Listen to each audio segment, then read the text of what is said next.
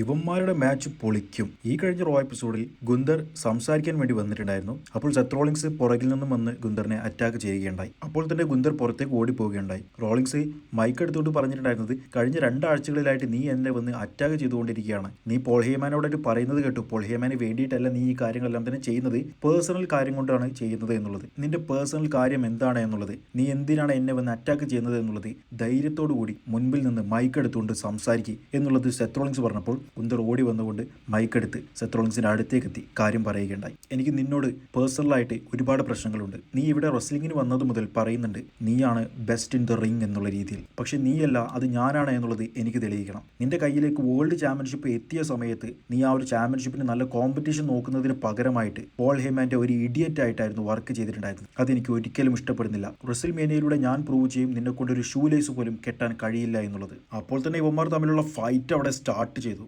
ഭാഗ്യത്തിന് ഇത്തവണ ഒഫീഷ്യൽസ് ഒന്നും തന്നെ വന്നില്ല. ഗന്ധർ അദ്ദേഹത്തിന് ഫിനിഷർ ചെയ്യാൻ വേണ്ടി നോക്കിയപ്പോൾ റോളിങ്സ് അതിൽ നിന്നും എങ്ങനെയൊക്കെയോ രക്ഷപ്പെട്ടു ഒരു സൂപ്പർ കിക്ക് കൊടുക്കുകയുണ്ടായി. അത് കഴിഞ്ഞ് റിംഗ് സൈഡിൽ എത്തിയിട്ടുണ്ടായിരുന്ന ഗന്ധറിനെ സ്റ്റീൽ സ്റ്റെപ്പിന്റെ മുകളിൽ സ്റ്റോംപ് ചെയ്യാൻ വേണ്ടി റോളിങ്സ് നോക്കിയപ്പോൾ അതിൽ നിന്നും ഗന്ധർ ഒഴിഞ്ഞു മാറി ഫാൻസിന്റെ ഇടയിലൂടെ ഓടിപ്പോവുകയുണ്ടായി. ഇവന്മാരുടെ ഫൈറ്റ് ഒരു രക്ഷയും ഉണ്ടാകില്ല. റെസിൽമേനിയ പൊളിച്ചെടുക്കാൻ തരത്തിലുള്ള പെർഫോമേഴ്സ് ആണ് രണ്ടുപേരും. റെസിൽമേനിയയിൽ ഏറ്റവും കൂടുതൽ റേറ്റിംഗ് കിട്ടുന്നതിൽ ഇവരുടെ മാച്ച് ഉണ്ടായിരിക്കും എന്നുള്ളത് എനിക്ക് ഉറപ്പ് തന്നെയാണ്.